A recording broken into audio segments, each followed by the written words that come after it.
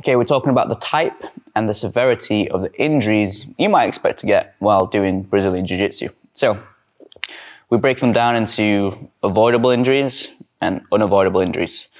In a sport that's as dynamic as Jiu-Jitsu is, as a combat sport, you can expect that at some point, if you train Jiu-Jitsu long enough, you're going to pick up an injury. Just the same way if you do rugby long enough, or if you do football long enough.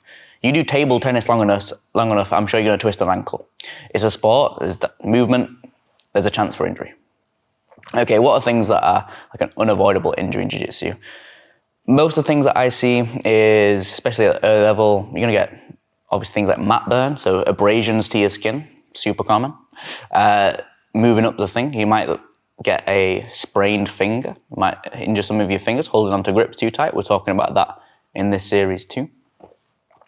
And every now and again, you might, get something a little bit worse. Maybe you accidentally post out a hand, sprain your wrist, things like this. Get a knock to the head, bumps, all these things, they're unavoidable. It's a sport, it's a combat sport. On top of that, you're going to pick up every now and again some type of injury. Thankfully, these types of unavoidable injuries are usually super minor. You can train around them, you can train with them. It's not going to cause you much distress. All right, avoidable injuries. These are the injuries that had the training environment been different, or had people been more educated, had the intensity been a little bit less, then you probably could have avoided that injury. And these are usually the more catastrophic injuries. So these are things like dislocated shoulders, tearing your ACL, MCL, spraining your ankles, like things that are going to be a little bit more severe, things that are going to keep you away from training for a long time, a couple months. And it's going to be very difficult, or at least a little bit tricky to train around.